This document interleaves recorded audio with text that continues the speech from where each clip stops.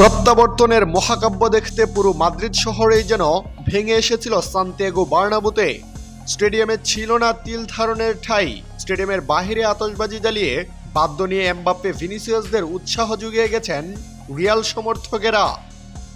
কিছুতেই কিছু হলো না। তারপরেও এমনিতে বলা হয় বার্নাব্যুতে প্রতিপক্ষের জন্য রাতগুলো হয়ে যায় বেশ লম্বা।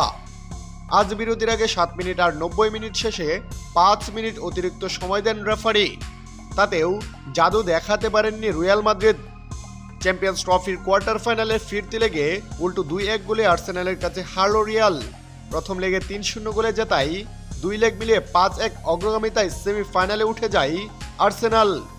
উৎসবের বার্নাব্যুতে নেমে এলো এক নিস্তব্ধতা।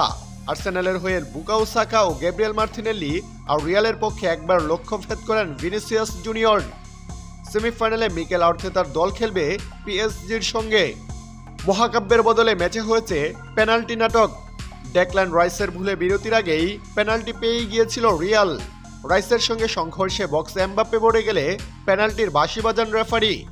তবে বিআরে বেশ কিছুক্ষণ দেখার পর বাতিল হয় সেই পেনাল্টি। বিরতির পর বারে রিয়ালের আক্রমণের ধার। 56 মিনিটে জুড বেলিংহামের বাড়ানো পাসে নেওয়া ভিনিসিয়াসের শট ঠেকান আর্সেনাল গোলরক্ষক রায়া। 65 মিনিটে মাইকেল মেরুনির অ্যাসিস্টে সাকা এগিয়ে দেন আর্সেনালকে। সমতা আনতে বেশিক্ষণ সময় নেননি রিয়াল মাদ্রিদ। ম্যাচের 67তম মিনিটেই বল জালে জড়ান ভিনিসিয়াস জুনিয়র। শেষ পর্যন্ত 2 লেগ মিলিয়ে 5-1 গোলে জিতে সেমিফাইনাল নিশ্চিত করে আর্সেনাল।